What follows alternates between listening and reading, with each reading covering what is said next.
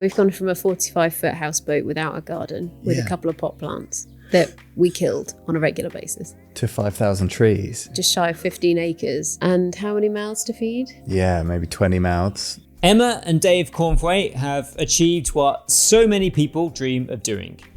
Moving to the countryside, buying some land and using that land to make a living. They created Big Sky Hideaway, a campsite in Lincolnshire. And what's special about this site is how they've included nature and wildlife as part of their experience. We could make a lot more money if we really wanted to by mowing our camping field flat and having 400 tents there a week, but we've got 12 pitches. We want people to feel like they can get away from their normal lives and listen to birdsong rather than the person 6 meters away chatting about something. I've camped in many places across the UK, and this site really does stand out.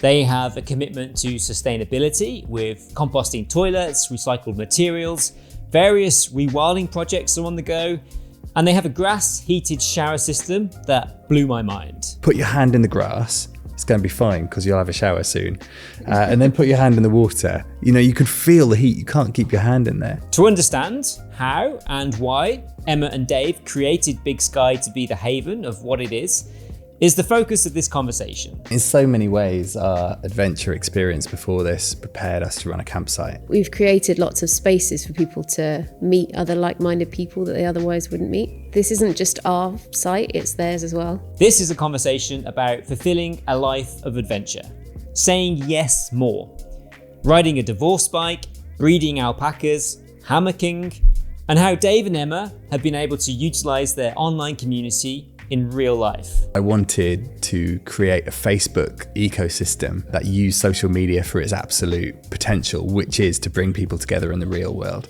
That's all coming up in episode 5 of Great British Adventures.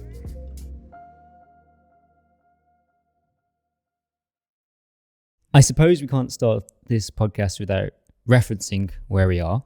This is the first time that I've taken this podcast on tour and left the confines of London-centric area and gone off into the Great British Wilderness to find some stories. We are in a barn on a plot of land in the middle of Lincolnshire, on like central east side of England. But to call it a barn on a plot of land is not really doing it justice. I've been trying to work out how to define what you have, and to call it a glamping holiday site, I don't think is really defining it as what it actually is. How do you define where we are? Gosh, I struggle as well sometimes because it morphs on a daily basis. What do you think? Yeah, we're still figuring it out. We've been here 2.5 years at Big Sky, and one day it's a camping farm. The next day it's an event space for a retreat or a wedding or team building or a micro festival. Another day it might just be an empty series of fields and woodland where the odd person pops in to feed alpacas. It's home. That's really what it is. You've created this home from scratch because this site wasn't a camping site before. No, it was 3 empty fields, the woodland and the house when we moved in. And now it's full of a lot more joy than that. It was a bit empty before, wasn't it? This barn was full of tractors and dust, diggers, cherry pickers, and now it's full of foosball. Yep. Sofas, got a bar, a shop. Table tennis table. Mm-hmm. A cinema screen. A myriad of comfy seating. Hammocks. An AV system, a terrace that's behind me. And from what I can see, at least in this barn, I can see that there's a lot of hard graft gone in here. A lot of restructuring, building, a lot of hard work. Yeah, for sure. Yeah, just a bit. I think the whole place it has to be a labour of love. It's a lot, 15 acres to look after for 2 people, just even if it was green. And then when we were looking for a site to do the things we wanted to do with, this place, it bounced off our vision. We knew we could do everything that we wanted here, whereas everywhere else we looked all over the country, we were making compromises left, right and centre. Even this place, when we saw it, the floor was dirt. It was filled with old vehicles and junk and scrap, but we could see that it was going to be the main stage for our storytelling festival each year. We knew it would be a cool place for campers to come on a rainy day, and so much more than that. And the same with every corner of Big Sky. We could see it becoming what I guess you can see now. The one thing that I think has been constant since I arrived yesterday is birdsong. Yeah. It was there in the evening, it was there in the morning, it's been there throughout the whole day. Big Sky is utilising nature, and that is all around you, and you're actually taking that with both hands and using it and making it part of what the story is here. Yeah, I mean, we've planted over 1,300 trees since we arrived 2 years ago, with the help of community crowdfunders and planting schemes, and we've had lots of help on those days, but a lot of it's been just us two as well. But we also like to let nature do its thing where we can, so we don't mow everything, we let it rewild itself. And we've now got beehives, so we like to have lots of wildflowers for the bees and butterflies everywhere and birds. It's lovely. The one thing that strikes me when considering this as a place where people can camp, it doesn't look like a traditional campsite that you would associate within the UK, because typically a lot of campsites are just bare fields with grass, sometimes with some cow manure mixed in, because it's actually a multi-purpose field that's used half the year for pasture and then the other half the year for tenting. But this is not that at all. No. The space is just as important as the pitches or the buses or the alpaca fences, and that's really important to us. We could make a lot more money if we really wanted to by mowing our camping field flat and having 400 tents there a week, but we've got 12 pitches. We want people to feel like they can get away from their normal lives and escape, retreat, listen to birdsong rather than the person 6 meters away chatting about something. And that's really important to us. I don't think if you live in a city especially, you realise just how noisy it can be until you get out into a place like this.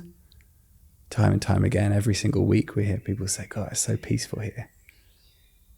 It is. Why was it so important to create small plots that gave people space rather than utilising a bigger field and still having the resources around them, but not necessarily integrated within each plot?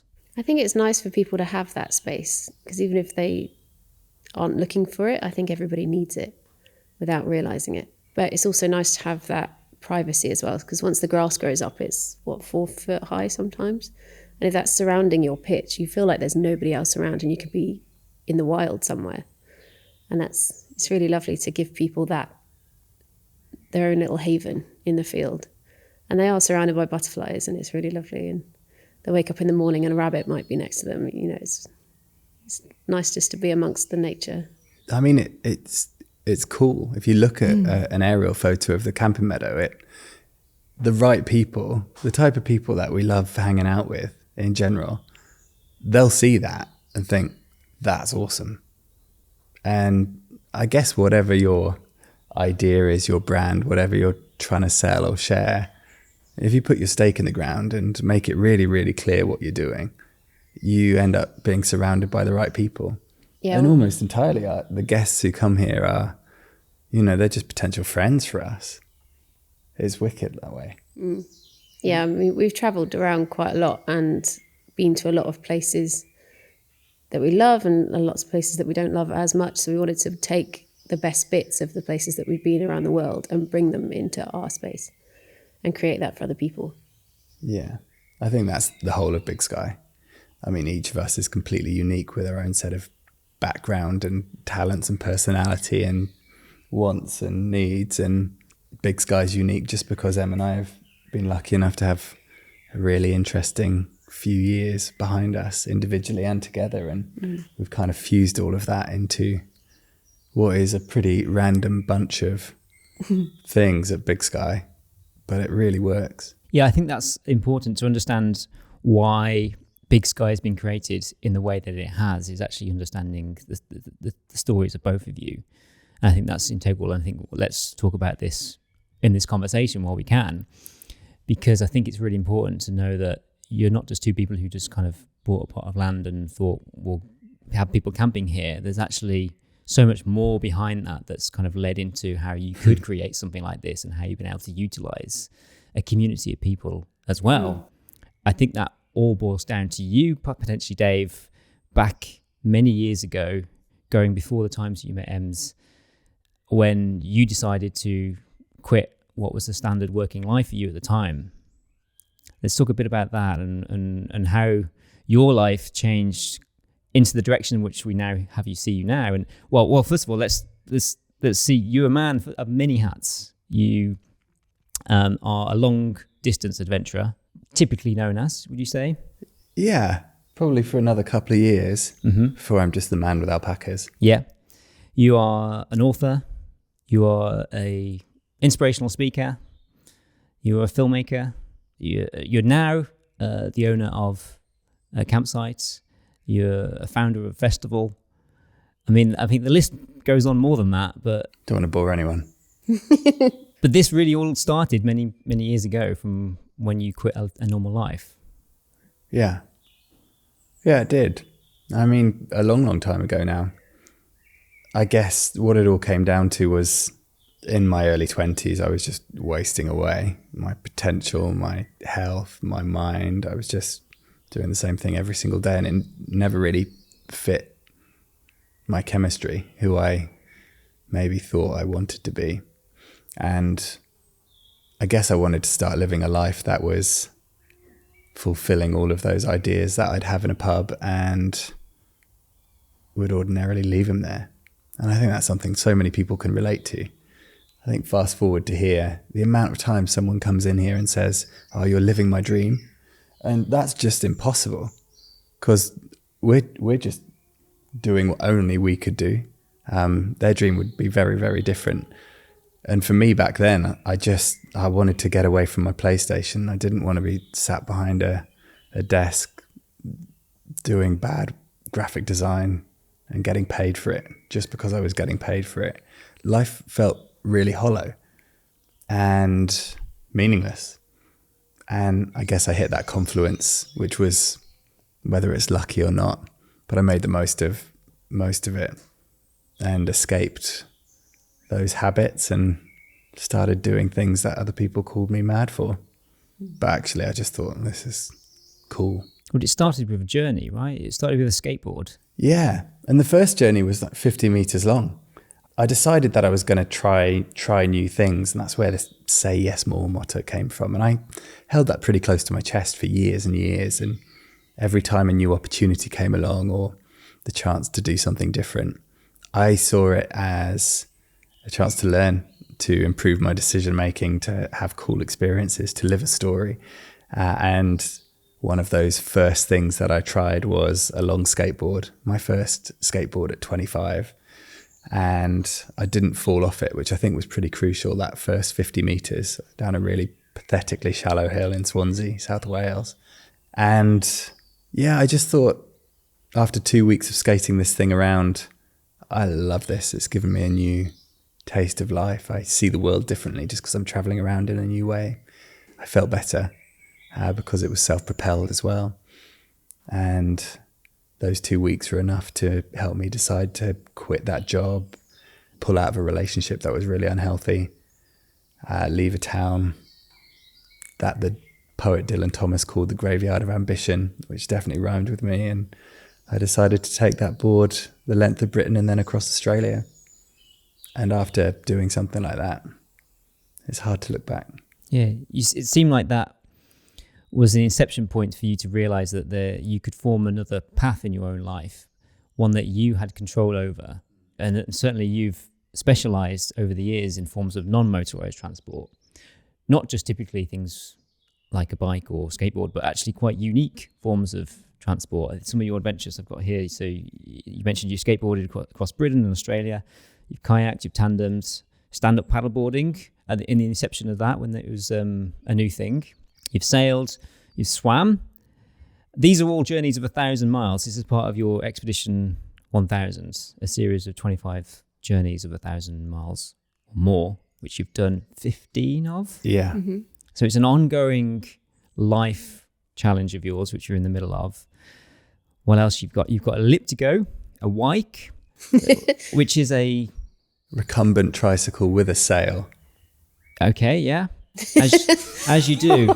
How you managed to do 1,000 miles with that is incredible. Especially because I did it across the Atacama Desert in Chile, thinking the prevailing winds would be with me, and they weren't. Opposite direction. So a lot more pedaling then. Quite annoying, yeah. The ice trike, wasn't sure what that is, didn't look that up. It's nothing to do with ice. Wow. No. It's a recumbent tricycle. It's really cool. It's the most comfortable way to travel. Mm-hmm. Kayak, a pedal kayak, sorry. A water bike, which is like a bicycle on water. On pontoons, yeah. A scooter, and another recumbent. These have all been your journeys that have kind of made you the man that I suppose you have today. What is it so special about taking on, first of all, a non-motorized transport across an area, and then second of all, a journey of 1,000 miles? I think a really healthy challenge is essential every now and then, just to break the mold. Because we're not the same person year on year. We're always changing, always developing, always evolving. And for me, combining that with a physical challenge, which really tests the mind as much as the body, a geographical journey, a slow one, where you can sense, smell, feel everything, and then the meeting with people along the way. Most of my journeys have been really social ones. Led by that icebreaker I've chosen to travel that distance on. But at the beginning, I decided to skateboard across Australia without any kind of endurance or distance travel behind me. And I felt that it wasn't so much the journey, which is fun and educational. It was more who I'd become because of each trip. And I hoped that as time went on, I would have a more interesting in-between adventures life as a result of the experiences and the things that I learned on these trips. I don't really put much glory in adventure. I'm definitely never been that adventurer in inverted commas who's got the 1,000-mile stare right down a camera lens. I love doing these things. And even if they're hard sometimes, it's a really lucky place to be able to choose to take a kick scooter around Japan. And I'll never take that lightly. Everything else I take pretty lightly. So luckily 15 years on, I guess that early decision to go skateboarding a long way has proved me right. Choosing Expedition 1000 as my bucket list, my yes list, if you like. I chose 25 journeys because I knew I couldn't tick them off in even a handful of years. It would be a lifetime project. And that's what I wanted, just something to look forward to when I didn't really feel like I had direction. And the 1,000-mile minimum was, well, it's not easy to travel 1,000 miles on anything. It's going to take some work. And that's what I wanted. I didn't want an easy way. It's by doing these journeys and through the people that you've met along the way and through the stories you've been able to tell and the fact that you've done so many across so many years is you've been able to build a social following. And I think that's quite crucial because how you've been able to utilize not just your following through the stories you tell, but actually by creating a community of people together is integral, I think, to why Big Sky is here today. First and foremost, you've set up Say Yes More, which is, or tell us what was your ambition with that when you set that up? Say Yes More was always a motto, as I said, that I just used to lead me into new opportunities and adventures throughout my late 20s and early 30s. And I never really talked about it until I decided to swim down the Missouri River, just because my parents got me some swimming goggles for Christmas. And I had a little team with me on that one who were on paddle boards. And I rather than having kind of a pretty stale Missouri River Expedition 2012 on the team shirt, I wanted a message. I wanted something that would make people think, and Say Yes More was the really obvious one for me. So I put it on these shirts and got 100 printed up, 6 of them for the team, and then the rest I just hoped that I might sell them in the 2 months I was swimming down the Missouri to raise some more money for charity. And they all went at the launch party in this tiny little town in Chamberlain, South Dakota. And it just reminded me that Say Yes More was maybe something a bit more powerful, you know, something that other people could get some benefit from rather than just me. So after that, I kind of set it up. I made a website and started sharing the ideas that I had behind it. And then a few years later, the Yes Tribe, the community, started to form just around getting people outside and not being afraid to try new things. Yeah, because the Yes Tribe is not just a digital community of people connected by the internet. There are local communities in different areas of the UK. At the heart of that is actually forming real local meetups so people can get together and experience adventure. Yeah, totally. I think for me, even my online audience who were following my adventures was always really organic. I don't have the biggest following in the world, but I've always kind of shied away from, you know, really kind of playing that social media game just for vanity figures. Most of the people on there I've probably met on a journey, or they've sat in an auditorium as I've spoken about my adventures. So there was a connection, a more direct connection than your kind of average follower on social. And that kind of attitude, I'll never leave. I want that direct connection. And for me, social media is really, really powerful if you use it in the right way.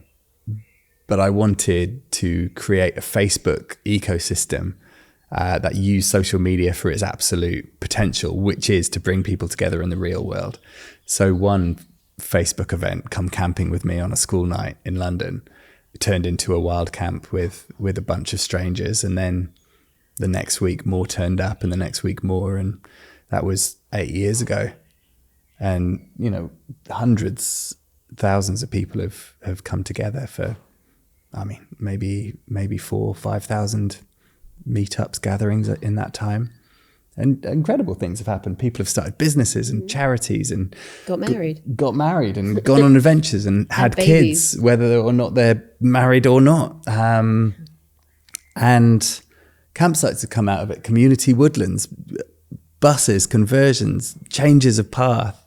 And I think all of that is aided by, well, it's so much easier to do something you want to do when you're surrounded by people who'll help you rather than question negatively. So yeah, if that's the Yes Tribe's legacy, I'm pretty happy with that. Yeah. Well, let's pause the story with you there, Dave, and let's come back to Sounds good. To Ems. And before you met Dave, you were also an adventurous person. You were an expedition leader. Mm-hmm. What expeditions did you lead? What adventures did you take people on? It's mainly teenage groups in the school holidays to developing countries for kind of a mixture of community work and some sort of personal challenge that they were on at the time. So, for example, I might take a bunch, maybe 50 kids to Borneo for 4 weeks, and we'd contribute to community projects like building part of a school, or we'd plant loads of trees, or help with, animal conservation, something like that. And then they'd also get some sort of trekking qualification, or they'd also get a scuba diving certificate, something like that. So they get some sort of skill at the end of it as well. Well, a lot of what you've learned through that experience must have come in handy here. Definitely. You talked about planting trees in rainforests and building actual physical places. I mean, what you've got here, you've had to have a hands-on approach to everything. Yeah, I'm yet to build a brick wall here. I did a lot of that in Borneo and Kenya. But one day I'll build something out of bricks, honey. No, I don't think so. It's not a brick kind of place. It's not a brick kind of place, is it? But the people skills for sure. And having patience with lots of children always comes in helpful in everyday life, I think. Especially in the summer holidays on a campsite. Well, kids must be such an integral part of your school holidays here, because you want to make sure you've got a great space for the entire family. Mm-hmm. And I think at the forefront of that is one of the first things you meet when you arrive here is the alpaca pen. Hmm. It started as an April Fool's joke in 2017. We tricked what was it, 30,000 members of the Yes Tribe at the time, into thinking that we'd been gifted 30 alpacas and we needed their help to name them. And they completely fell for it, hook, line and sinker, came up with some amazing names. And people were so serious about it that they were contacting us with their holiday dates, saying that they can look after them for us when we were going away. So people took it very seriously and were very offended, I think, when we told them the next day that it was an April Fool's joke. And every year after that, April 1st, every year without fail, people were like, so have you got the alpacas yet? And we always knew that we wanted our own space to house the Yes Bus. So we figured at the same time, why not have it a space that we can also have alpacas in? So on April 1st of our first year, the alpacas arrived. And half the people online didn't believe them, that they were actually real. We had no experience in looking after alpacas at all. I think now and then we kind of either driven or cycled a tricycle past a field full of alpacas, and they just look cool and curious. They do turn your head, don't they? Yeah. Yeah, they're really unique, and it turns out they're just the most amazing creatures to have around. They're super curious, lots of fun. Yeah, and they just inspire calmness. Like, they're not crazy running around all the time. They're not noisy. They're just peaceful, and they're just lovely to be around. And that's kind of promotes the atmosphere that we want to create around here. Plus, it's a really good way to get a child to be quiet, because you'll scare the alpacas. So, it's a good way to be more alpaca. I think it's going to be one of our slogans. It's a good mantra, yeah. What was your life before meeting Dave? Probably a lot more boring. So I've always worked in the charity sector. The expedition leading was a part-time holiday gig. So my charity work took me I lived in Kenya for a few months, but the biggest journey for me was living in Sierra Leone for 2 years. And I was fundraising manager for a charity over there, and I absolutely loved it. It was only when Ebola happened that I was slingshot back to the UK, and that's when I met Dave. And this was at a Yes Tribe event? Initially, yeah, we met very briefly at a Yes Tribe event. A friend of ours was launching a marathon in Uganda.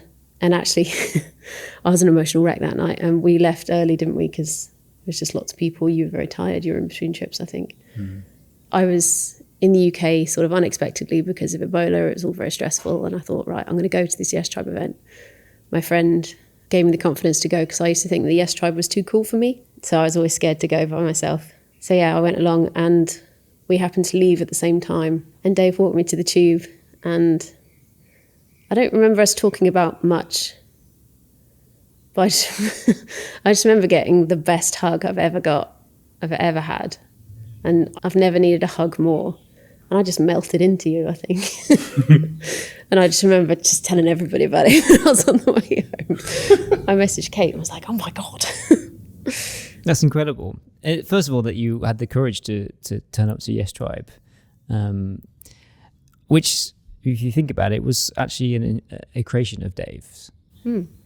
And without him leading that life of adventure and saying yes more and utilising a community, that event wouldn't have happened. And your paths might not have met, and this might not have been where it is now. And then now Dave had a partner to go on adventures with. Yeah. And the two of you actually went off and have done some incredible adventures together. Yeah. I've done one of Dave's 1,000-mile journeys with him. It was the random tandem across Europe. This is when you didn't actually know the form of transport you'd be taking. Yeah. We let Facebook decide with a vote.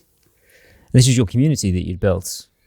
Yeah. I think a few years earlier, 2014, I went to this event called the Spezial Radmaß, the Spezi for short, in a town called Germersheim in Germany.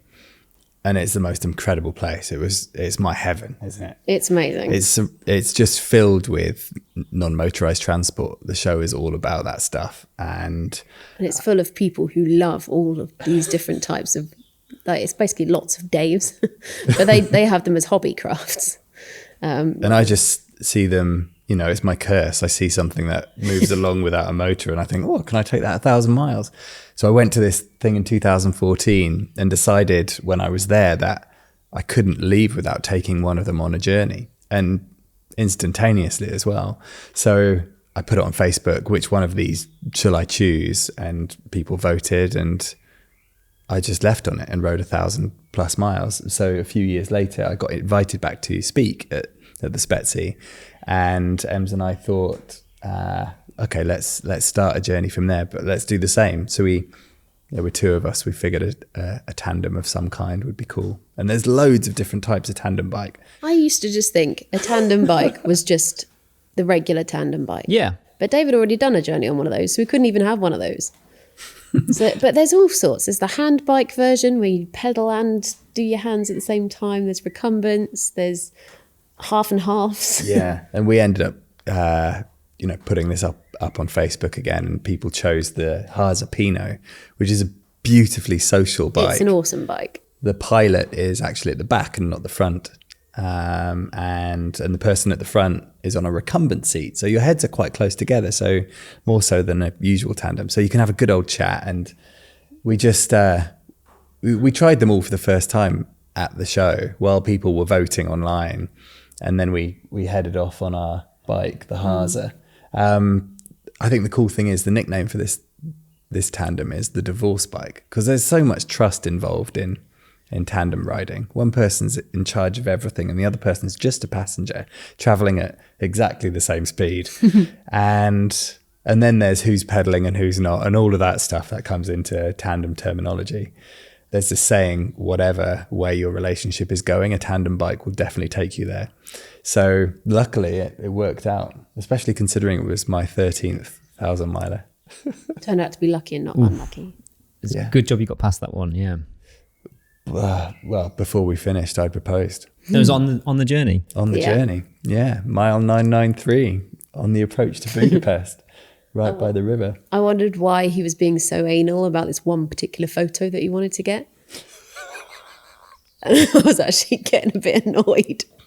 Yeah. I was just getting impatient because he wanted to get things absolutely right. We had to face the right way. And just to put this into context, I film and make little daily episodes, mostly on my phone throughout this trip, just so people can come along with me. I realise I'm really lucky to be able to do stuff like this, and some people aren't, or they don't really want to, but they like the story, and so I really love sharing these trips. And on this occasion, I used that as a good excuse just to properly set up a repeating time lapse. So I knew I'd get that shot.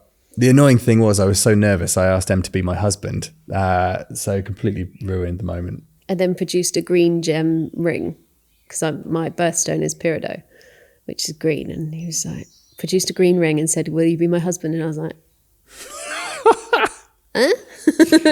What an idiot. I was a bit confused. Well, what a special moment, especially to share. And considering what you said about the dangers of tandem cycling as a couple, the fact that you got through that adventure almost is testament that you can get through anything.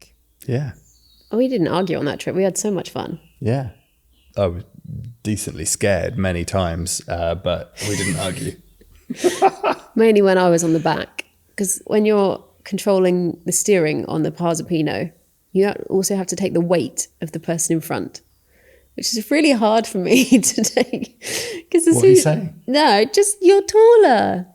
You're much bigger than me, and I'm not very strong. The person at the front is also super vulnerable. Like if there's a crash, they're the first person to hit the obstacle. Yeah, there's a lot of trust. It worked out all right, didn't it? Yeah, but then you just up the communication, put your feet down.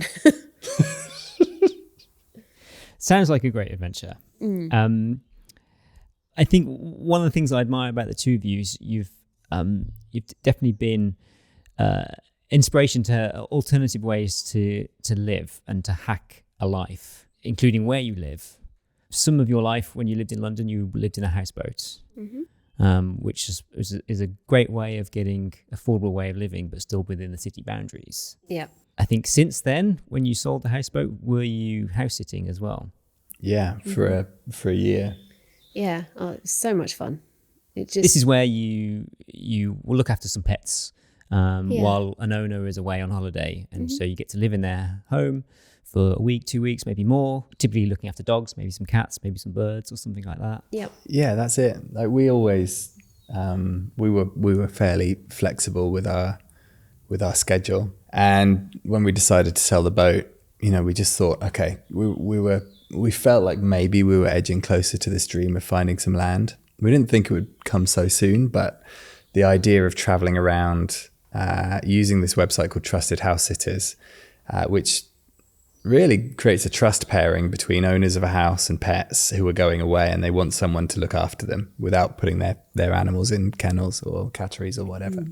So yeah, for a year we lived in other people's homes, not just experiencing different parts of the country, but we were living rent free, which was a great way to save, and also kind of testing out different pets as well to see what maybe we might acquire for ourselves one day.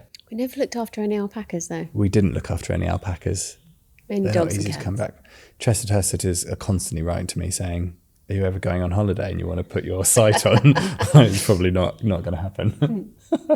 It's a good point, actually, to see what happens when, because Dave particularly, you've lived a life where you've done these large journeys where you've gone away for months at a time. And many of your adventures have been traveling through land.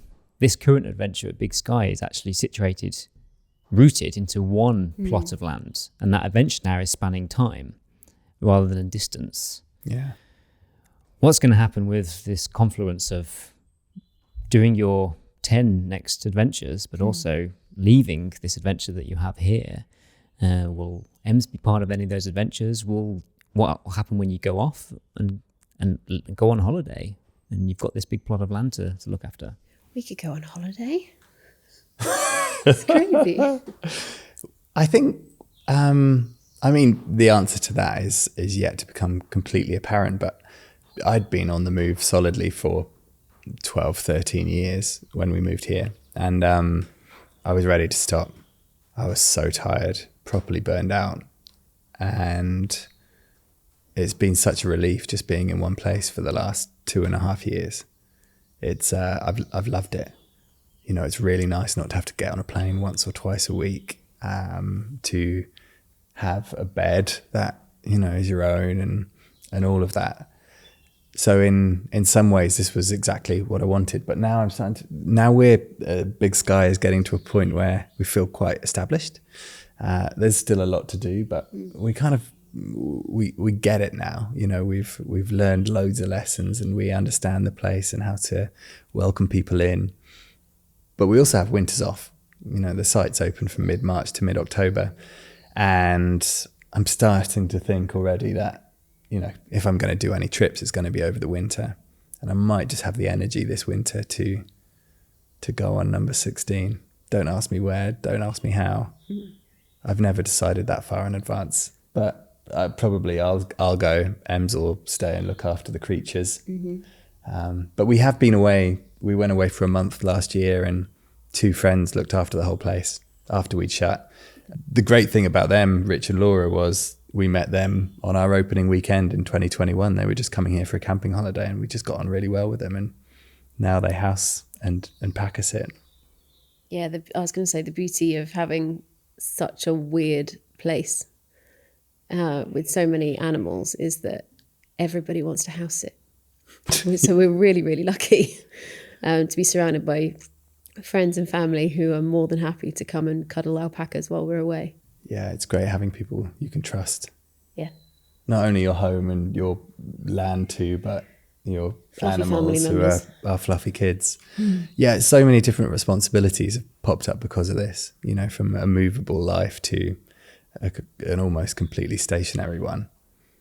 But that transition hasn't been too hard. I think when the time comes for another adventure, it's simply because I'm ready for it. And that was always the case anyway. It's great that you finally got somewhere you can call home as well. Yeah, it's nice, isn't it? Yeah.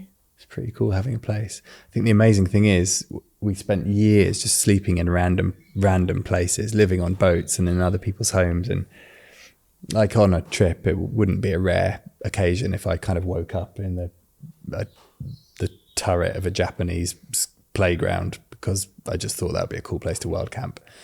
But we rarely sleep anywhere else apart from our bed. in the house just because it's so nice to have. I'll never take that for granted. Yeah, occasionally we have a night in a hammock, or we'll fancy a night on the bus, but It's rare. it's rare. You've just mentioned a few things here, but not just the camping. You've got the two buses, a school bus and a typical kind of double-decker bus. The Yes bus, which is something that you actually acquired before Big Sky, which has been part of your community. You've had events and projects that have been based in that bus. What is it about a bus that really appeals to you? I think it's a mixture of things, but a key thing is just that it's a familiar shape for a lot of people. But as soon as you walk in, a lot of faces just, eyes go bright and they're like, wow.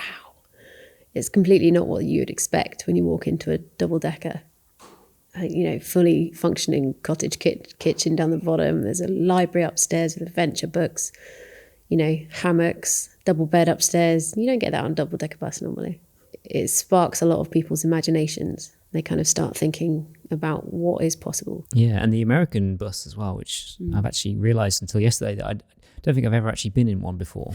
Yeah. And I had a little sneak in there last night, and it was incredible. I sat in the driver's seat, and it was just you could just see like its history, all in front of you, of all the little knobs that were all there, and that was part of its former life, and now its secondary part of its life is now stationed here in your campsite for many families to enjoy. Yeah. That must be really special to know that you're kind of recycling these. Everything here has this combined. You were old and nearing the end of your original life, and now you've got a brand new one. Coupled with the endless stories. We leave little elements like the cabin in the Yes bus. You can still see the original signs and the original driver's seat there. Same with the school bus with all the knobs and the way you open the door with the handle. And I think there's this sense of wonder that it's so easy to forget or to lose as we get older and gain more responsibilities. And everyone needs a break. And we just figured, let's get as many people out here as possible by offering different levels of comfort. There's some really comfortable beds in the pods and on the buses. But also, Emsy hit the nail on the head. There's something about seeing something from the outside which appears familiar, like the shape of a bus. And then you walk inside and it just blows your socks off because it's not what you expected at all. And that just kind of sets the tone. I think you were right, this isn't just a campsite.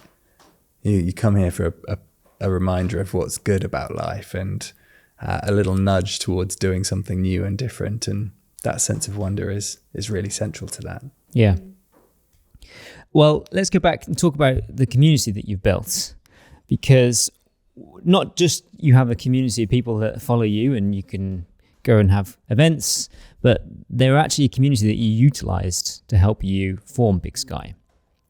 In two ways. One, initially you had an audience and some potential customers you could use to help fundraise for funds at the very beginning and inception of this. But second of all, you've actually had some local people on the ground who can come and give their hands for some hard graft.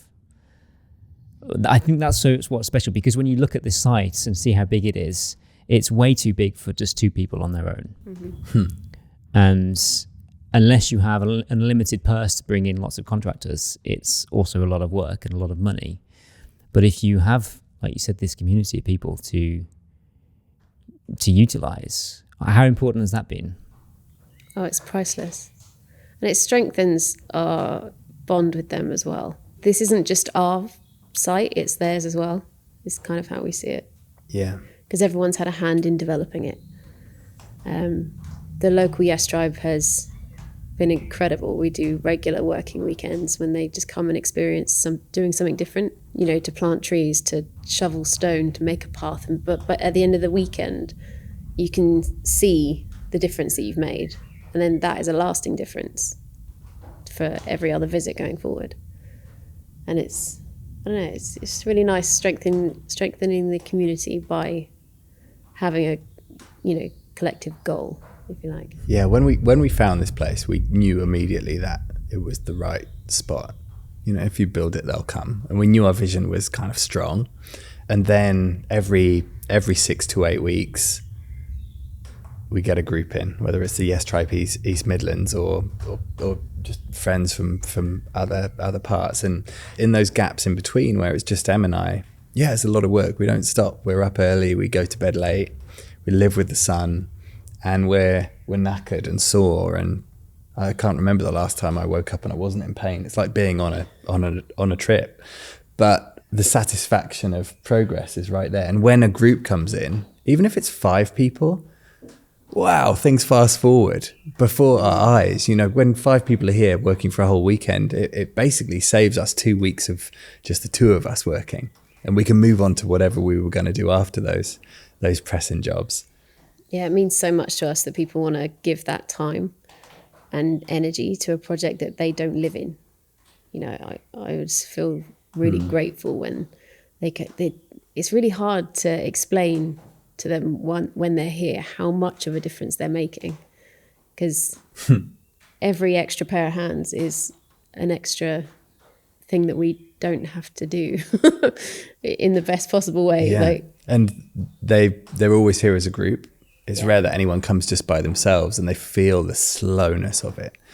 I mean, in so many ways, our adventure experience before this prepared us to run a campsite, because there's a huge amount of monotonous repetition, moving 20 tons of stone with a spade and a wheelbarrow, you know, digging trenches, on and on and on, even mowing, you know, the 10 acres of grass. You love mowing that grass. Yeah, I love mowing it, but there's so much more that comes from that experience. And I think you have to believe that something is at the end, or at least down the line, to make it worth carrying on, even though you just want to go and lie in a hammock. What keeps you motivated? Because in a site this big, you have an endless list of things to do, and it will never finish, because by the time you've finished everything on that list, the time is gone that something else will come in and go.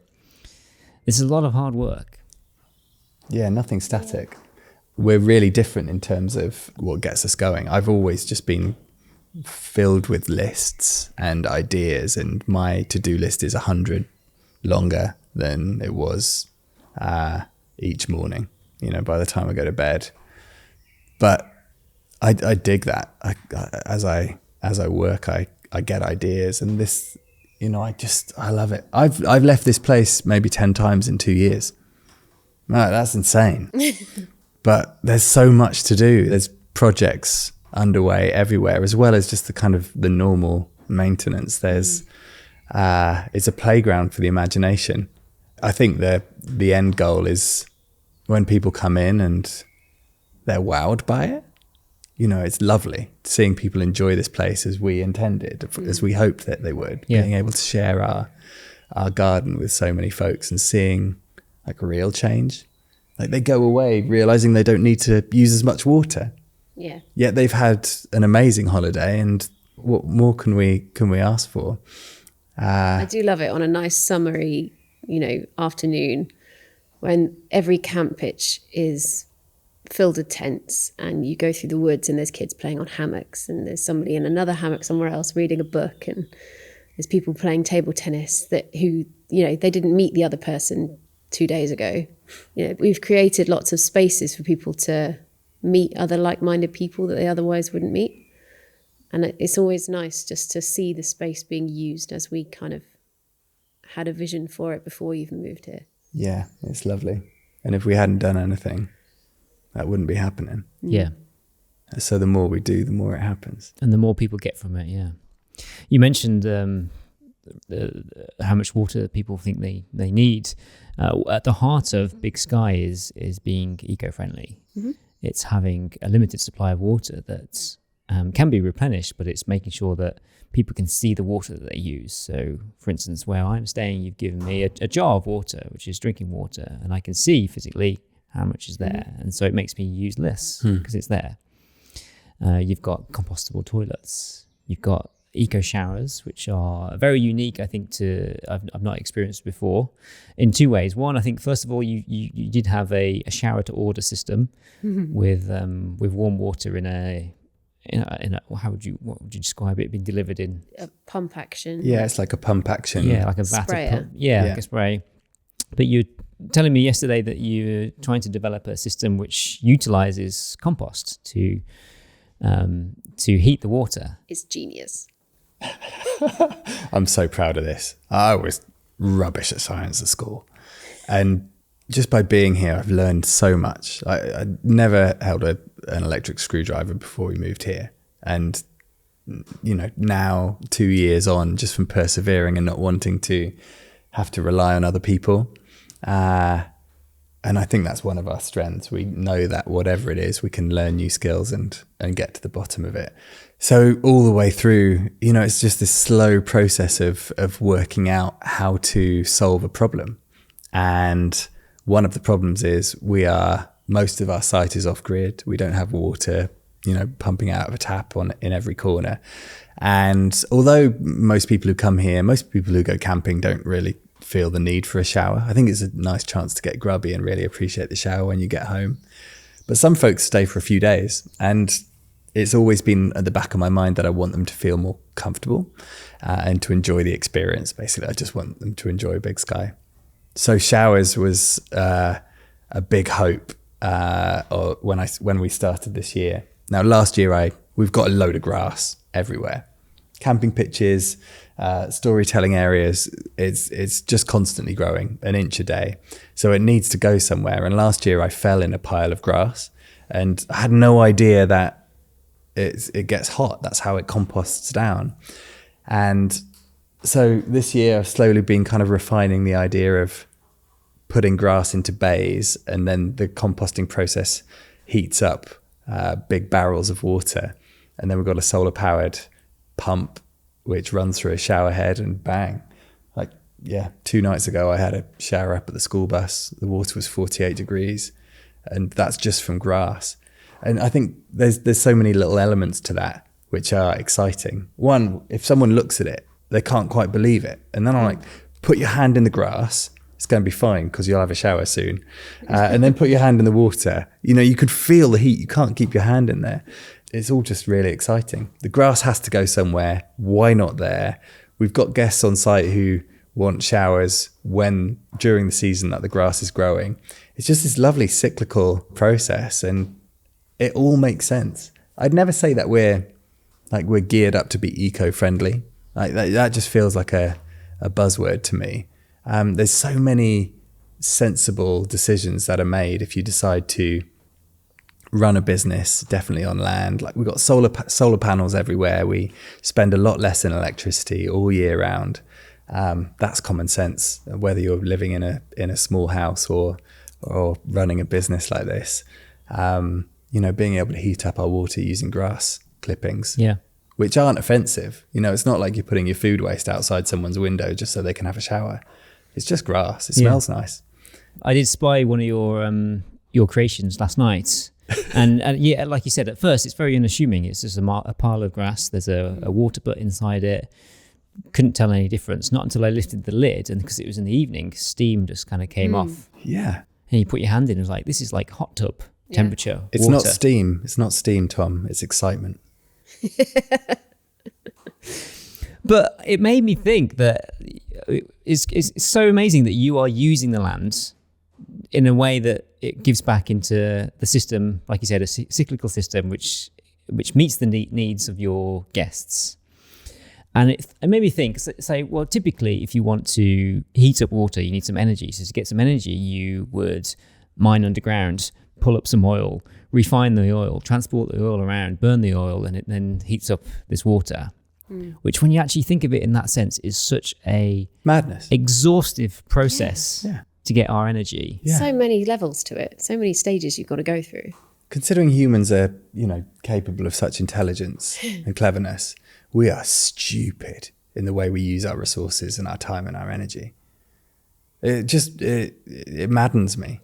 I think the most important thing we can all do is look after our own little corner of the planet, even if that's just our garden. And spread the word. Yeah, and share it. But I think people really need to experience something with their own eyes and hands before they can take on that lesson. And then it needs to be habitual.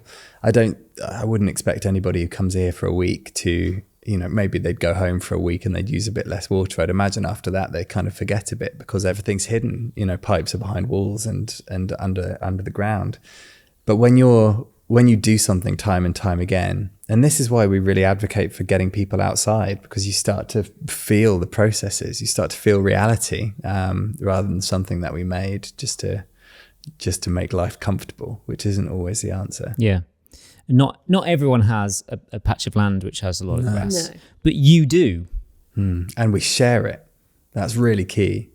Like the thousands, millions of acres in this country that are privately owned and no one is allowed to set foot on it. There's no right to roam in this country. There's no Almansratten, and that's a real shame. And yeah, so I think we always wanted to share. It's at the heart of the Yes Tribe. It's been at the heart of our adventures and work. And this business we're still learning, and it is a business, and it's kind of weird to have gone from complete voluntary work with the Yes Tribe to having our own business where we get paid for it. But there is a way, if you kind of stick with your values and do your thing, whatever you're good at, to do both. And we're really enjoying that process. It sounds like you've gone full circle from the 25-year-old self who was A loser. Well, Oh, you're not a loser. who I was baby. I was. in that system where they had a job, where they were paying into this circular system of paying in somewhere to live. Don't know, did you own a home at the time? Yeah, I did, but A only because I mortgage? lived in. Yeah, it was a mortgage. Yeah. But it was very cheap in South Wales in 1999. Yeah, but £35,000, baby. that all wasn't making you happy. Oh no. But you've gone off, and 15 years or so later, all these experiences to actually find something that you are happy with and that you want to then go back into, say, okay, I want to commit. Because this is obviously, there's a huge cost that kind of comes in with a plot of land like this, and that needs to be paid off over time. And you need to, like you said, it's a business, so you need to keep that income coming every year to pay off that cost. Yeah. Yeah. Do you understand like what I've said about you kind of back in that position you were again? You've On got a larger scale. on a larger scale, but in a way that is working in a way that you're happy with, that you're in control of, and excites you, whereas perhaps it wasn't exciting you back then.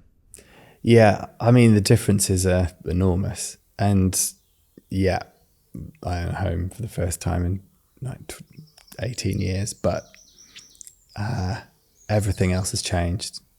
The way I see the world, the way, I feel about my time, to go from, we've all heard the old story, you need to have a house and a job in the area to pay for the house and the car to get between work, and then suddenly you're just in a trap, you're in a cycle.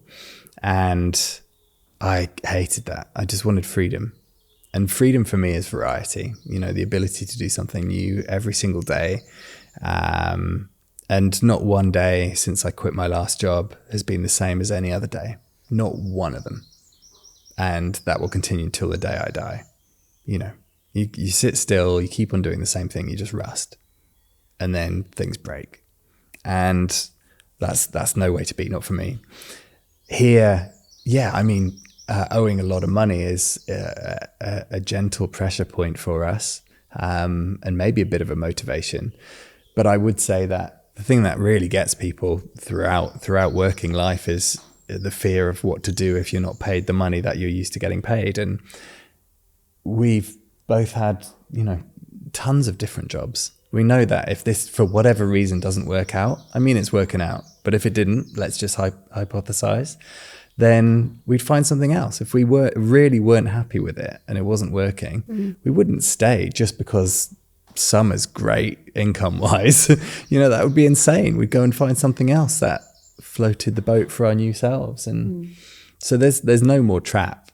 It's just let's work hard. Let's make the most of what we've got. And if the time comes where it's not right for us to be here and to do this, then rock and roll. Let's go find something else. But for now, I mean, it's coming together. It's really coming together. Yeah. I reckon. What do you reckon? Yeah, I think it's coming together. When do you think it will be completely together, or will it will it never be that? I think you said it earlier, that there's always going to be something to do. And even when we're coming to the end of a project, already thinking about the next one and the one after that, or something might come up online that sparks another idea. So, for example, it happened a couple of weeks ago. Somebody put a airport luggage trolley for sale. And Dave was like, what do you think about this? I said, what are we going to use it for? No, I don't know, but it looks cool. We can turn it into something. So now it's sat outside the barn. And it's a project for when we have inspiration for it. There's loads of different things that it could be, but it's waiting for the right idea to land. And then it'll be obvious. I think we've stared at so many areas here, so many problems, and slowly the solution has come. And just like growing an audience in the right way, you know, it's the answer is organic, and it's so natural when it comes. It might take weeks, it might take months, but it's fun, you know, when you find it, like heating a shower with grass. I think for me, I know my definition of when this place has really kind of made it. Like, we're never going to finish maintaining. We're never going to finish kind of dabbling with different pods and sleeping ideas and creations. But I think the mid stage is when we both feel like, okay, the place is, you know, this is what we wanted to create, and we've still got time to do the other things that used to keep us really happy. I don't do my podcast at the moment. I don't have much time to edit films, and I really miss that creativity because I'm wheelbarrowing stone around a lot. But at some point that balance is going to come. And then the long term for me, I think the year after we pay off our loan, I'd like to not fully close, but pretty much close for the year. And whatever few guests come in, maybe just for a couple of weeks in the summer, we'll pay the basics, the council tax and all of that, just so we can survive. And then we just open the place up to our friends and everyone who's helped us just for free stays. I'd love to do that. And I cannot wait till we're in the position to say, this is our year for you guys. You know, just come and stay. You don't need to spend money on your holidays this year. This is your place. This is our way of saying thank you. And that's when I'm going to sit back with a gin and tonic and think, That'd be nice. In a hammock. Look at that person really happy because their shower was warm. It almost feels like this is a Sims game in real life. In that, a bit like how you might control a hospital or a theme park or something like that. There's loads of different plates spinning all over the place, and it's not about spinning them all at the same time, but it's maybe getting a small plate to go and get all the small plates going, and then you upgrade and you get more things coming in, and but you're also balancing that something breaks over here, and then you also got to balance a customer over there. And is that what it feels like in real life? It is very much like that, yeah. Because you have to start small, right? You start with the basics, like it's like you've evolving this composting showers. You know, that's an evolution that's going to be upgraded over time. But in the meantime, you've had your smaller system, which kind of works, and you're developing ways in which things can expand and become bigger. And I guess it's the same with the whole site as well. Yeah. The first 2 years up until now, we've just been figuring out how the heck to live in a place like this. We've never had land before. I didn't think I'd ever have a garden.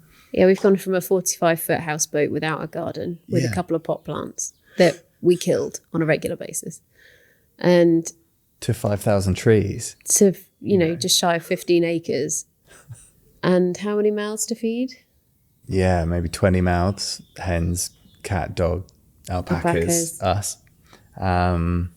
We've spent 2 years solidly learning, you know, and slowly as you learn, it just becomes close to second nature, and then you've got more time and energy to spend on the next thing and the next thing. I think we're not quite there with the basics, but man, not far off. If you look at the 6 months after we moved in and the things we were doing, you know, we try and clear a space, so we just move everything to a different space, and then 2 weeks later we'd have to move all of it again because we didn't know where it was supposed to go. We didn't know how the place flowed. But now there's more or less a place for everything. Not for everything. There's a pile of wood behind in the barn, which I'm still not really sure has a home. I think you're always going to have piles of wood somewhere. Yeah, I think the day the piles of wood disappear will be a sad, sad day. I was about to say it will be a happy day.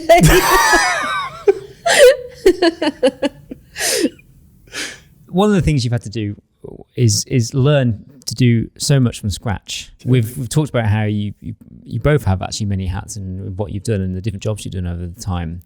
But this, I suppose, is something else. You've had to have probably on a daily basis problems that you've had to solve without any expertise or skills at that time. And then you've had to think on your feet how to solve those problems. How have you managed to do that? Has YouTube been a great help for that? I was about to say YouTube. Yeah, in the first year, for Definitely sure. helps. And blogs, other people doing homestead type projects. I think also just knowing what we want to create and realizing that although other people are way more experienced at living on land or even running campsites, we want to do something a bit different. And we've, in the early days, we put out messages like, should we sell this tractor? And everybody we knew who had some land or a campsite were like, no, keep the tractor. You're definitely going to need it.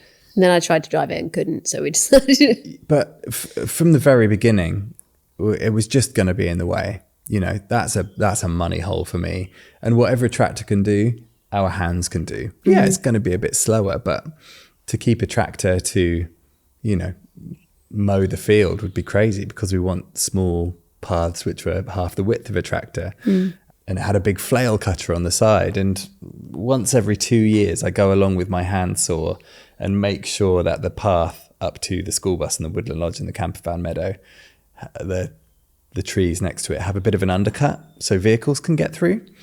And it takes me 2 hours. Like that's pretty much the only reason we would have kept hold of a tractor. So I think listening to experience isn't always the way. I think you need to realize that if you're creating something unique and your own, then you got to trust your gut a lot more than advice. I mean, where would the tractor go? Well, that's it. It used to be parked right there. Yeah, it used to be right in here. It wouldn't be able to get out now. But then where would the table tennis go? Yeah, and there's important things. The table tennis gets used a whole lot more than a tractor. That's true. And we don't have to buy diesel. We don't have to service it. Which doesn't really fit for a renewables powered place. Yeah, I mean, I think really trusting your instincts and also making life a lot easier. Having vehicles around that have a load of working parts and need maintenance, that just takes away from what we really want to be doing. Yeah. If we ever need a big tractor, then we'll just get him. Call the neighbour. Yeah, he's got one. He's got 5. This region of the UK it's quite unassuming. It's very flat. Yeah. What drew you to? Because what struck me when I arrived is actually this place is a haven. Yeah. And that's what we loved about it. Yeah. It didn't matter that it was in Lincolnshire. It could have been in Wales. It could have been anywhere. Yeah. We looked for weeks during the first lockdown, when everybody had nothing to do. One of my projects was to look for our hypothetical dream home. And I had hundreds of tabs open on my laptop. And I even went to the geeky level of making my own Google Maps and plotting them on a Google map. And they were all basically south of here. There was a couple of really special places in Wales, one in Doncaster, one here, and the rest were further south. And that was for a few reasons.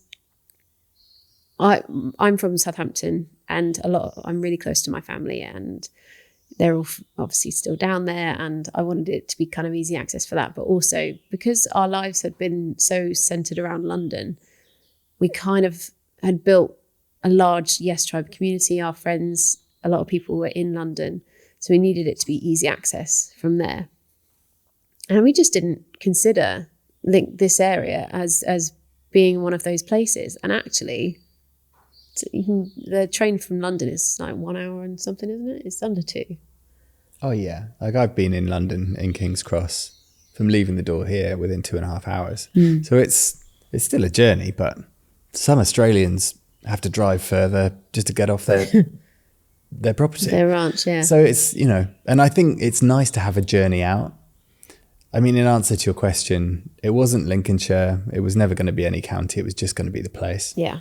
And as soon as we came in here, you can't really tell where you are because we're surrounded by trees. We've got amazing screening all over the place. We're one of the few places in this area that actually has trees.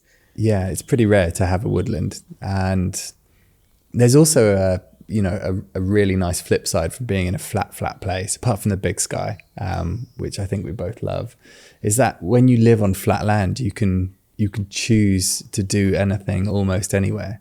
You're not dictated to by topography. You can't have a campsite on a hill because people would just end up on one side of their tent.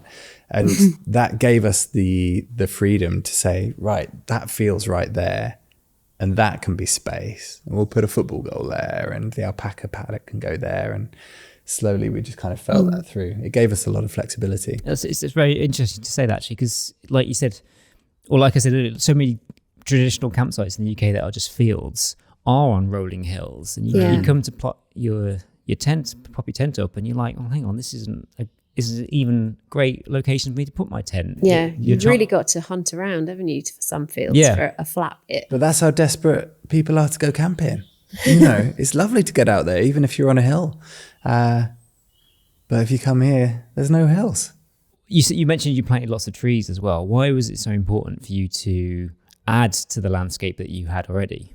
Trees are incredible. We one of the main community projects that we've had through the Yes Tribe was a community woodland near Oxfordshire, and one member of the Yes Tribe bought the woods for the community, and it was just magic having that space. It's so rare to have woods that you're allowed to camp in, and also this was a long-term goal.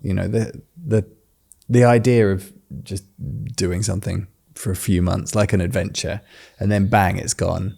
The appeal is there. You don't need to tell us that, but to create something really tangible where people could come and experience and see change and kind of understand stuff that they don't have the chance to on a regular basis, like watching a tree grow from a 12-inch sapling to above head height and then on and on. What a cool ongoing lesson. It was also a really nice way to engage the community at the beginning, because we didn't start off with a huge pot of money at all. We borrowed way more than half of what we needed to buy the place and then invest to get it to this stage. So we ran 2 winters on the trot crowdfunding campaigns, and one or two of the options were for people to sponsor a tree or to buy a plant and camp reward, so they could come here, camp for a night or two, and then plant a tree or more. So hundreds of people have been here off the back of that. One, they've visited the place. They often come back having visited, and knowing that they've planted a tree. Oh, it's awesome. Like, I get so much pleasure from not just the ones I've planted, but the ones that anyone's planted here, and just seeing them grow. The trunks are thickening now. Yeah. And That's really nice. They're starting to sprout out of their 1.50 meter protective tree tubes already. And it's a year and a half, 2 years since they've been planted. In 5 years, I can just see it, I can feel it. In 10, most of the trees are hammock width apart as well. So, there's going to be an amazing wildlife habitat, but also what a great place for humans to be and to immerse themselves in nature. I think, there's little stories about every choice that we've made on this place, and the main new woodland that's been planted from above, it spells big sky. There's 60 or 70 letters in trees in each letter, and our van pitches down the line will be in between each one of the letters. So it's there's hidden stories in every corner of this place. And it's not just trees that you planted, it's actually the fact that you've left wildlife to grow in areas where it wasn't growing before. What was this place before you moved in? It was just fields. The previous owner used to have a local farmer come in and top the grass to make hay. Looking at it now, it used to be totally wasted. Yeah. Absolutely. As a space. The woodland wasn't managed either, so now that's actually a usable space. And we're looking after it, and Yeah, so seeing aerial pictures of before you moved in, you can just see it was just plain grass, as you would traditionally see a traditional campsite. But looking at it now, in the kind of the mid phase, now that you've allowed nature to take over in some place, and you've obviously manicured areas where people can pitch and pathways where they could walk. But in the other areas, you've got the wildflower, and you've got lots of, I noticed hawthorns that are growing, and you've mentioned that they have just spruced up themselves naturally. Throughout the meadow, we do have lots of hawthorns and willows that have just sprouted themselves. But there's also a couple of corners where a particular fruit tree has also regenerated itself. So up near where you're staying, the path that leads up to it from the corner of the camping meadow, either side of that path is a bunch of self-seeded cherry trees that are starting to come up. And in a couple of years, they'll be tall and blossoming and a beautiful archway. And down in this other corner, there's a plum tree that got particularly excited one year, and there's loads of plum tree babies as well. Yeah, there's about 8 or 9 plum trees that are coming up. And we, in between the paths and the pitches, which are all mowed down, and we keep on top of them. That's more essential just for the showers more than anything. Everything else we've just let go. And this time of year where we're talking kind of May, June into July, the grass is starting to get, well above hip height. And it's a lovely time of year. Everything's green. And we're really starting to see the results of that kind of just semi-rewilding project. It's just let's let it do its thing. The cool thing is, in all of that long grass, each night there's pheasants in there. Just hanging out. There's rabbits. There's Hares, mice, hares. Deer. We've got a bunch of deer on site, barn owl swooping around, and it's just a lovely little sanctuary for them. And we like that the hawthorns have decided to self-seed all over those areas, because it stops kids, especially, running through there with their frisbee, destroying the habitat. So it's almost like it's just worked out perfectly. Yeah. It's a lovely part of your story as well, because that's going to evolve over time. And I've witnessed it now in an early stages, but if I come back in 5 years' time, those hawthorns are going to be huge. Yeah. Yeah. They're going to be little dens and an incredible place to kind of see something change and evolve over time. That must be so rewarding as well, being here and seeing this. Yeah. Yeah, I mean, there's a bunch of things that we didn't realise about the place when we first moved in. For that reason, because we moved in winter, so we didn't know what was growing, because there was no leaves on the ground, on the trees. So it's only in that first spring that we realised that the woods is completely covered in daffodils in the spring, randomly planted in very, very straight lines by a previous owner. But other things, we didn't realise there was a little orchard in this corner here next to the barn where we're sat, and it's different fruit trees have sprouted everywhere, and we didn't know what was going to come up until it did. So it's quite nice, and each year is different as well, as things sort of get self-seeded. Like your corner is wild sunflowers. Yeah, in a month, Lovely. It'll just be surrounded by wild sunflowers. It's amazing seeing what's coming up now, because it didn't have the chance to generate itself because it was getting topped twice a year. Yeah. With a big mower. It's just really nice. I think it's a constant reminder just to be patient, because the really good stuff just takes years to develop, and we never really rush anything, and that's exactly how it should be. Walking around last night, I went into your woodland area where there's hammocks.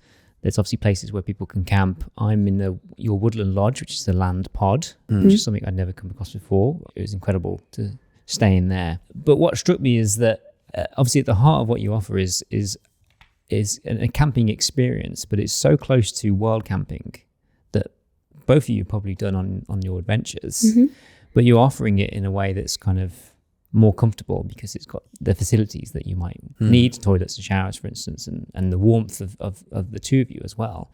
But it allows people to kind of go off into the wilderness in a safe space and experience what it's like to sleep under trees in a hammock, or in a little lodge, or in amongst the wild meadows. Did that come from your adventures and seeing what wild camping was, and was it wanting to offer that to people? We wanted it to be a stepping stone towards people heading off and actually wild camping if they wanted to. I think, it's nice to have a bit of a comfort blanket And there are pain points when you're wild camping. You know, there aren't facilities and it's not as comfortable. You never know whether someone's going to turn up and try and kick you out. And to be able to have that same experience for not a great deal of money, and have a toilet nearby and have water there so you don't have to carry as much in. And then the added bonus of, you know, being beaten at table tennis in the barn each evening, and meeting other people and, you know, seeing the alpacas. You know, there's so many different experiences. Yeah. It's a little trampoline onto other things, hopefully, for folks who come here. Yeah, I always like it when we have first time campers here.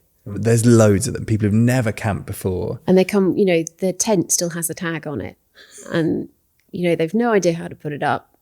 You know, we'll help them. If Dave disappears for a bit during a Friday afternoon when everybody's arriving, I know it's because he's putting up someone's tent. And, you know, it's so lovely to see people to surprise themselves, because they always think that camping is well out of their comfort zone and that they'll never be able to do it by themselves. And they've got all this gear and no idea. And In their words. Yeah. Oh, yeah, totally. And they get here, they've had one night and they are beaming with joy the next day because they slept so well. It's really peaceful. They woke up with the sun and the birds and had a wander around with a cup of tea this morning, and it was just lovely and peaceful, and they could just be themselves.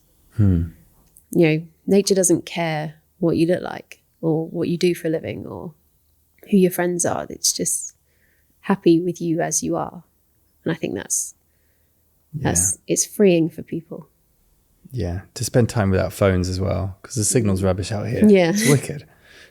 You know, just to see people chatting and just staring at a campfire.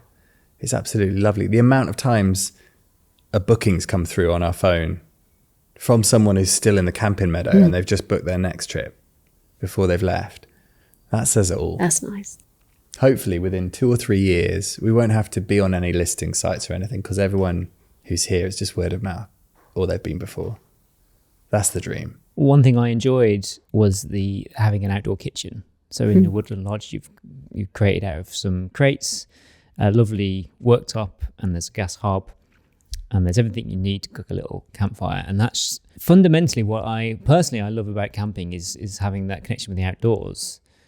That was a bit of an upgrade because it was under shelter, so that it wasn't raining, but if it was, I could still cook outside and be comfortable. But I think that's what made the experience of being in that Woodland Lodge different than, let's say, from being in your bus, which has the kitchen indoors. Is that in the mornings when I woke up, I had to get outside, had to get the kettle on. Then I was witnessing the sun bursting through the tree line and hearing the bird song, and straight away I just got that connection with nature. And all you need is a hot drink in the morning, and that's everything to get you going. Yeah. It's simple, isn't it? It didn't take too much. No. We just got a land pod in there and put some pallets together. What drew you to the land pods? They're very exciting things. I've never come across them before. Yeah, I've had my eye on them since they started, I don't know, maybe 2015. How would you describe it to someone? A land pod is like a little hut up on tiny stilts that has mattresses inside. So you've got this comfortable camping experience without having to bring all of your own gear. It's a really unique shape as well, with a curved roof, and each side, the wings, you can prop up on metal poles as well, so you can allow the inside out and the outside in. It was always a lovely little company from the moment it started. They're just a family-run company based in Staffordshire, and we're always on the lookout for new ways to potentially sleep people in a quirky fashion. And it's still really hard to look beyond land pods. They've got all different shapes and sizes. We've got a couple of different options here, and they just make people happy. Just as you said, they don't have all the works inside. You got your simple stuff, a little seat, a pull-out table, and a bed with some solar-powered lights. And then whatever else people want to do, they have to get out for it. Yeah, I think I mentioned this yesterday. It was almost like it was crossing that barrier between glamping and camping. It was kind of allowing you a bit of comfort, but also making sure that you kind of still had integration with the outdoors as well. That's what the wings, I think, are really useful for doing. But also it's not giving you all the comforts of like a kitchen inside, for instance. It's like saying you've still got to come out and enjoy nature, but we'll give you a bit of comfort overnight. That's it. I think if any of the accommodations at Big Sky sum up what we're trying to do. Landpod does a really, really good job. We love it when someone books one as well, because we know they're just in for a treat. Yeah. How do you diversify this Big Sky? Because camping can be something that is seasonal and can follow the trends of the weather, which may not always be in your favour. So I guess you need to make sure that you've got other options to ways of getting income here. Well, that was a large part of converting the barn. So it gives us a potential for other events and activities during the winter months. So when we're closed from October to March, during that time we have an indoor dry space that's comfortable, that we could hold events in. People could do, I don't know, exercise classes, craft classes, community group get-togethers, all sorts of things. Anything that you need an indoor venue for, this could potentially be that space. I think one thing that we didn't necessarily expect, although we knew that we'd hold our Say Yes More annual festival here, Yestival. But as soon as we moved in and started to share where we were and what we were doing, other people who had communities or groups or businesses with people that they wanted to bring together started asking if they could hire our whole site. So naturally we said yes. And we've had a bunch over the last 2 years. And it's a really nice way to balance, some weekends, most weekends, we've got a kind of standard camping setup. There's people booking each camping pitch, some camper vans turn up, people are in the buses and the land pods and the hammocks. And then other weekends, the whole site is exclusively booked out for one particular group, whether it's a micro festival or a bunch of companies or one company doing a team building thing or a retreat or, a yoga weekend. Now we've got the barn as well. We've put a lot of investment into this earlier this year because our friends wanted to get married here. So that was both kind of a curse and a blessing. A curse because we had to spend a bit more money earlier than we were ready, but also a blessing because it's fast forwarded the barn. It feels more like a venue now than just kind of a cool old barn that you'd put sofas in. It's always that initial investment that's the hard work, right? And getting things off the ground. But now, like you said, if you've hosted a wedding here, you've got those photos of what it looks like. Yeah. And then that's now attracted to other people who are looking, maybe online for a wedding venue to see, this looks like a great place. And look, it can host all our family in all these incredible places. Yeah. I think, that content is really useful as well. We both love taking photos. I love a good film and being able to share what it's like to be here, to show that other people have enjoyed a space in a way that maybe you're hoping to enjoy your wedding or your festival. We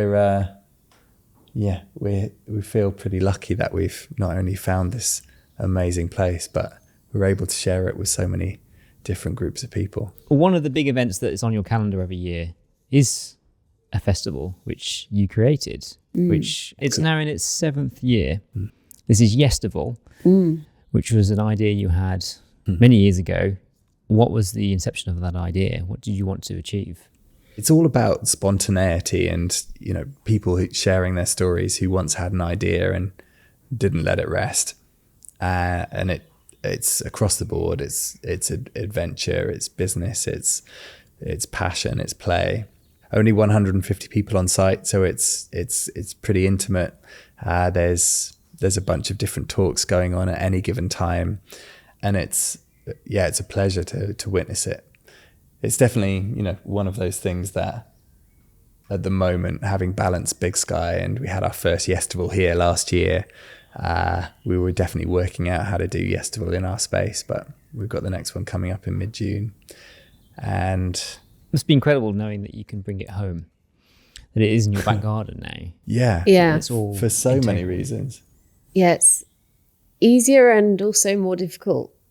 Easier in the sense that we don't have to drive to a container that's stored somewhere else. This is stored all the tents and marquees and furniture and speakers and everything else.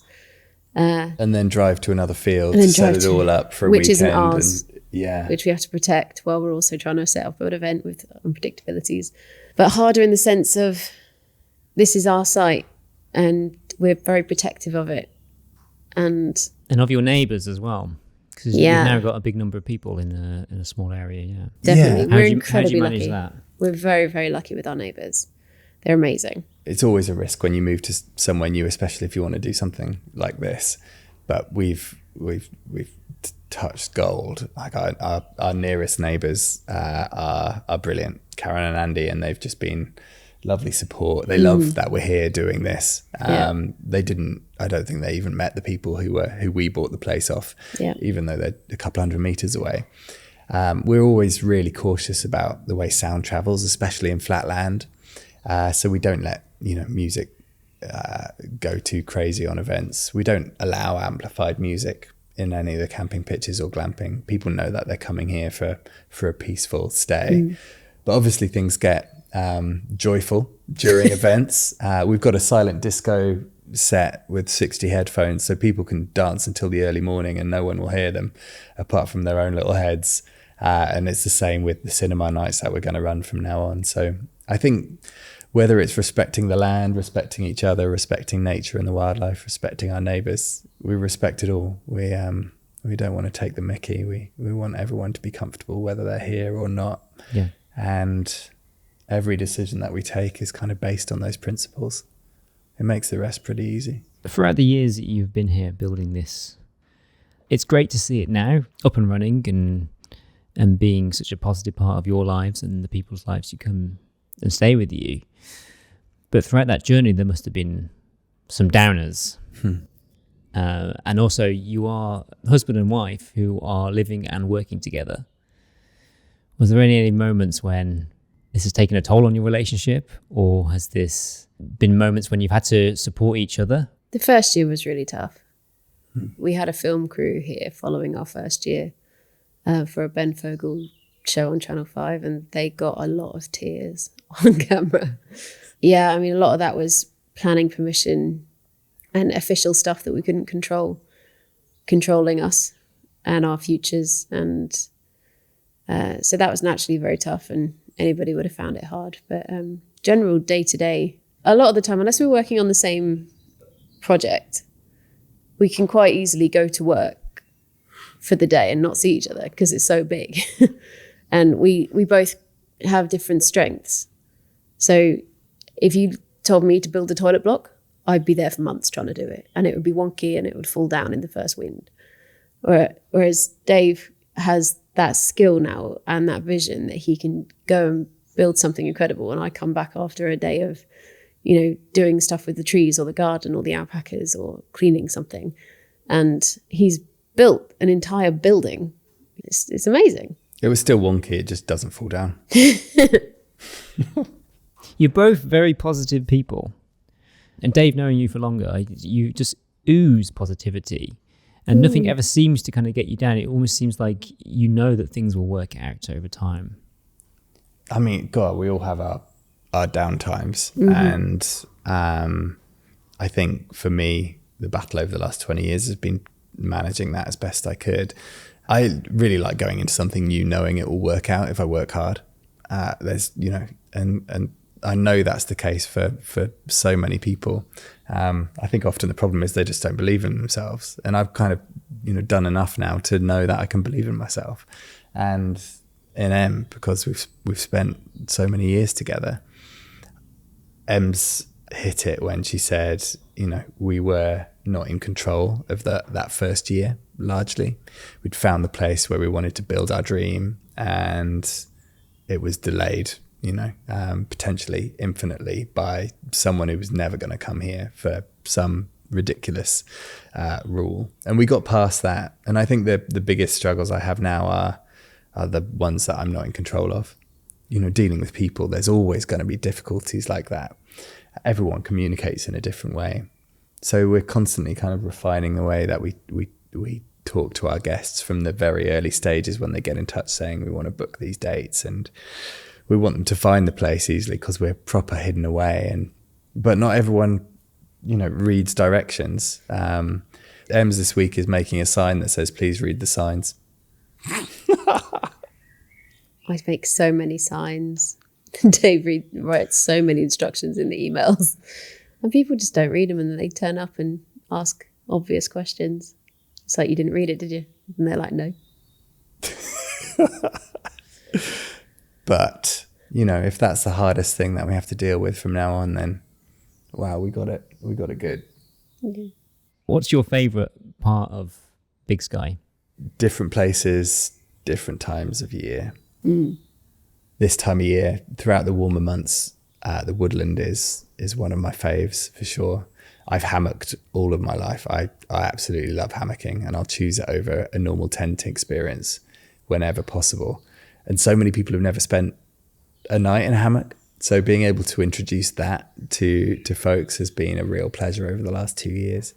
So yeah, last year we set up the first rendition of the hammock village in the Big Sky Woods, and there's all kinds of different hammocks, 2 people hammocks, 3 people hammocks. It's like bubblegum shrimp, but just hammocks.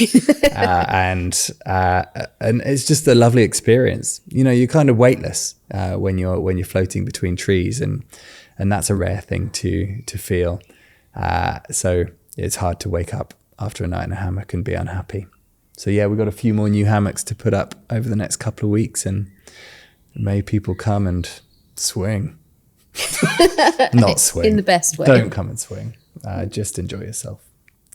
Hang out. In midair. We're also doing the UK's first hammock festival called the Big Sky Hangout in September. So a small one this year, but tickets go on sale next week. Nice. Well, tickets go on sale soon. It depends when this podcast goes out. By the time this podcast is out, tickets will be on sale. Probably. Come and hang out. Might have sold out by now. Probably sold out. Check the website anyway. Yeah. Yeah, the website. Ems, what's your favourite spot? I think a similar answer of, different parts of the site at different times of year. I love the Woodland Lodge at sunset because in the summer, the sun sets kind of orange and pink across the sky, and it comes through those fir trees, and it's just beautiful. The shadows are amazing. The rays of light coming through there are incredible, and you're surrounded by wild sunflowers. It's beautiful. I like the veg patch kind of allotment bit that we've created. I can only really say that this year because last year everything went to seed and I just basically forgot about it. Gardening is a learning experience. Yeah. It takes years. Yeah, definitely. And it's great you got that first year out of the way. Yeah. It was just a mess, but it's still a mess, but it's a bit more organized. I'm really good at growing dandelions, and but I'm gonna start my foraging journey and start thinking about how I can use these things and not just see them as weeds. So we're really good at growing nettles as well, aren't we? Yeah, brilliant. I'm going to start using them for something. But another favourite spot, which I hardly ever spend any time in, is the Banda, which is in between the 2 main alpaca paddocks. There's a thatched African-style hut.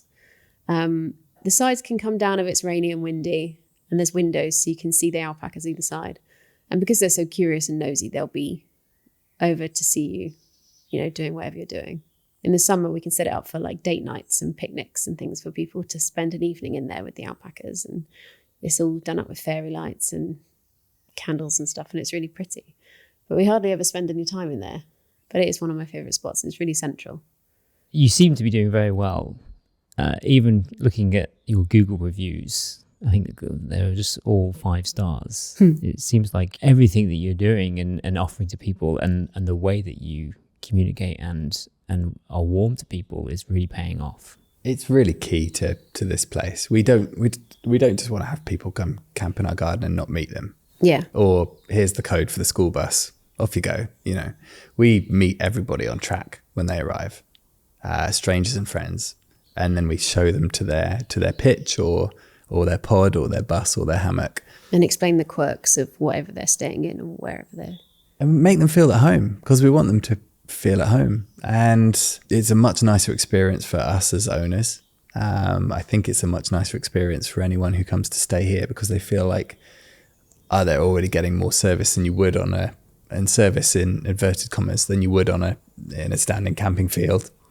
And that combined with the place and the space and the creativity and the signs and just the way things are done, I think it's a nice experience all round, and that's just what we want to provide. On the extra plus side, you mentioned the reviews. We say at the beginning, if there's anything wrong, if you need anything, just let us know while you're here. And almost entirely that eradicates the standard review etiquette that we seem to see these days, where people just complain online. Whereas if there's an issue, we get it. The world's not perfect. Just let us sort it out for you. And because we've seen them face to face, we've had a good conversation, it's much less likely for someone to go away and just moan online to someone they'll never meet. So I think it all just works. It's a nice little circular economy, and we like having people here. It'd be rubbish if we set up a campsite and no one turned up. It's always really lovely to read the reviews as well, because you never know what people are going to write. It's something you definitely can't control or influence. So it's lovely to know that it's in their own words, and some of them are real surprises, aren't they? Yeah. Sometimes we think, did they enjoy we don't it? know that they had a good time. Are we going to get our first 4-star or 3-star review?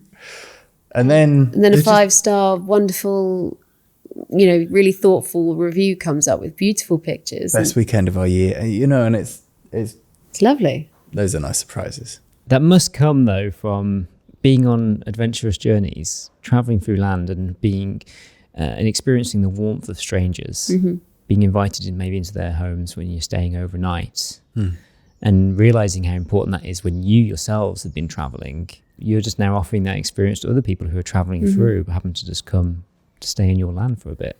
Absolutely. We have bike packers all the time. We're a few meters, aren't we, away from cycle route 1. So we're always getting a surprise person sort of cycle in, looking a bit confused, wondering if they can stay here, and a call in the morning being like, I'm going to be coming through at some point. Or even people that can't speak English. We get lots of those, don't we? People on a journey, and they get the energy and they really like it and have a great time, even though it's hard to converse with them sometimes, but it's always with smiles, and that's universal, right? So it's nice to be able to be that place for people when they need it. What's the future? Dum dum dum. The immediate future. What do you hope to see happening next 5 years, 10 years down the line? God. I've never thought like that. No, there's no such thing as a 5-year or 10-year plan. We constantly doing so many new things, learning lessons, realizing stuff that we just hadn't even considered before that. Even making a plan for next year is folly. We know that March to October, pretty much every year for the next few years, is going to be running this place. But what that looks like is different groups of people coming in at different times with different stories and different vehicles and different shaped tents, and hopefully they all go away with a very similar smile. We want to continue to make little improvements on the place, but also let the land do its thing. The trees will be much bigger. That's one thing that we know. The trees will definitely be growing over time. And who knows, maybe I'll be whittling down my pile of wood from 30 lengths of 2x4 to maybe 5 in 10 years' time. No, you won't. That's not a promise, though. It's unlikely, isn't it? Who knows? You'll probably have more alpacas. Well, I arrived at quite an important date in the alpaca diary. Yeah. You had there was some grunting special on the air. viewing this morning, didn't you? Yeah, today was the day that a guest alpaca arrived for one night only. Yeah. 15 minutes only. Yeah. Oh, bless him. Little Quidditch. Had a Tinder date with Priscilla. An alpa Tinder date. Yeah. So, the alpacas, wow, that's a learning experience in itself. I think the knowledge that we've got from the last 2.5 years as alpaca mama and dada will win us a pub quiz one day. Because it's not really hard-won knowledge either. They're just such a pleasure to be around. But alpacas have a gestation period of 11.5 months. You want baby alpacas, cria, to be born kind of in the late spring, early summer. So then they've got the warmer months to get strong before their first cold winter. So it stands to reason that, mid-May through to mid-June, you give the ladies a date. And alpacas genetically love being pregnant. They're most fertile 2 weeks after giving birth. So Priscilla, hopefully she'll have a little baby in 11 months' time, and a couple of the other girls will have their own date in 2 weeks as well. I bet you never saw yourself 5 years ago standing in the corner of a field taking a selfie whilst two alpacas were behind you having a go at each other. Well, a few years ago, I was on an ice truck journey across Europe, and I passed an alpaca field, and I took a selfie with a field full of alpacas, which kind of prompted the April Fool's joke. They weren't having sex. That's the only thing that's changed really in 5 years, to be honest. It's just another great example of how you brought all your adventures to this one location here. Yeah. I reckon you should have the alpaca mating grunt as your ringtone. Just see how excited the packers get when I call you when you're feeding them.